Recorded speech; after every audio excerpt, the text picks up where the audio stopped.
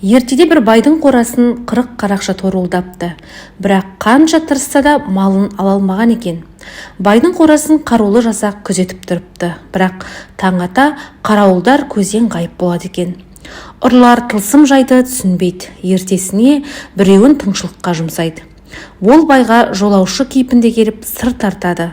Байдың жалғыз ұлы мен бәйбішесінен өзге ешкім жоқ екен. Тыңшы қайта келіп, байдың малын күзететін не жалшы, не күзетшісі жоқ. Бәрін барладым, көршілерінен де сұрадым. Ешбір жасағы жоқ, бізге елестеген болу керек дейді. Ұрылардың басшысы ендеше бүгін шабамыз деп атқа қонады. Бұл жолы да ұрылар қораға тақап келгенде қарулы жасаққа кезігеді. Ұрылардың бірнешеуі жараланып, кейін шегінеді. Ертесіне ұрының басшысы байға өзі барып, «Байеке, мен ұр едім. 10 күн болды сіздің малыңызды торып жүргеніме. Бірақ қораңызды күзеткен қалың әскер алдырмайды. Күндіз көзден ғайып болады. Не сыр, не кеңіз бар, айтыңызшы» деп ағынан жарылыпты. Бай ұрыны ертіп алып қорасында ілулі тұрған кәріжілікті көрсетеді. «Әкем марқұм дүниеден өтерінде, кәріжілік көрсең қораңа байла, малыңа қорған болады» деуші еді. Өсиетін орындап кәріжілік іліп қойдым. Содан бері малға қасқыр да шаппады, ұры да түспеді. Бірде-бір малым жоғалмады, қайта мыңғырып өсіп келеді. Соның шарапаты болмаса, менде басқа кие жоқ дейді.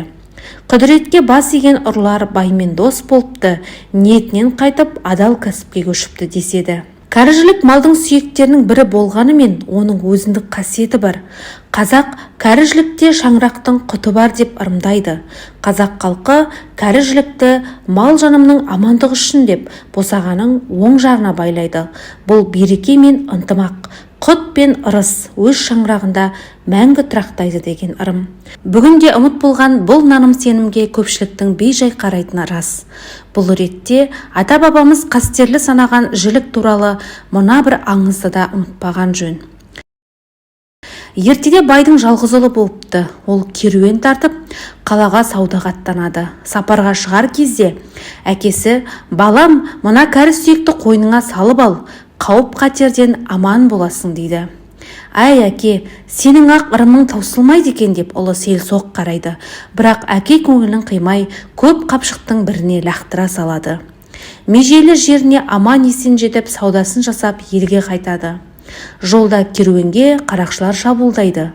Бала не істерін білмей қатты сасады. Сол кезде артқы жағынан қарулы жасақ пайда болып қарақшыларға қарсы ұмтылады. Тонаушылар сескеніп кейін шегінеді. Қапылыста бір қарақшының қаңғыған оғы баланың аяғына тиіп жараланып қалады. Ғайыптан пайда болған жасақ керуенді аман есен елге жеткізеді, бірақ ел шеті көрінгенде көзден ғайып болады. Бала үйіне келіп әкесіне болған жайды баяндайды. Сонда әкесі, «Ұлым, ырымның сырын енді түсінген боларсың. Кәріжілікке Құдай осындай қасиетті артқан. Сен балалық қылып кәріжілікті көп қапшықтың біріне салып алдың. Сонда да керуенің ғайып ерен 40 шілтенің шылауында болды. Егер ықыласың күшті болғанда жебеде дарымас еді» деген екен.